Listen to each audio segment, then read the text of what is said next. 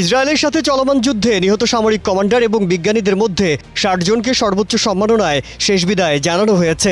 আজ তেহরানের ঐতিহাসিক আজাদি স্কয়ারে গণজানাজা অনুষ্ঠিত হয়। এ সময় হাজার হাজার মানুষ এই জানাজায় অংশগ্রহণ করেন। শোক আর মাতমের স্লোগানের শহরে পরিণত হয় তেহরান। ইসরায়েল বিরোধী স্লোগানও দেন অনেকে। স্থানীয় সময় বিকেল ৪টায় শুরু হওয়া এই শোক র্যালিতে অংশগ্রহণকারীরা কালো পোশাক পরিধান করে এবং নিহতদের প্রতিকৃতি হাতে নিয়ে স্লোগান দেন। ইরানের সর্বোচ্চ নেতা আয়াতুল্লাহ আলী খামেনির প্রতিনিধিরা এবং উচ্চপদস্থ সামরিক কর্মকর্তারা সমাবেশে উপস্থিত ছিলেন।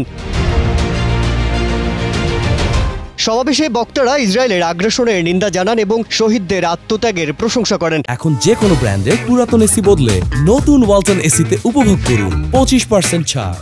তারা বলেন, এই আত্মত্যাগ ইরানের স্বাধীনতা ও সার্বভৌমত্ব রক্ষায় অপরিহার্য। নিহত কমান্ডার ও বিজ্ঞানীরা দেশের প্রতিরক্ষা ব্যবস্থায় গুরুত্বপূর্ণ ভূমিকা পালন করেছেন এবং তাদের শূন্যতা সহজে পূরণ হওয়ার নয়। শোক র্যালিতে অংশগ্রহণকারী সাধারণ মানুষ নিহতদের পরিবারের প্রতি সংহতি প্রকাশ করেন এবং ইসরায়েলের বিরুদ্ধে কঠোর প্রতিরোধের ডাক দেন। এছাড়া ইরানে আজাদি স্কয়ারে নিরাপত্তা ব্যবস্থা জোরদার করা হয়েছে এবং পরিস্থিতি শান্ত রয়েছে।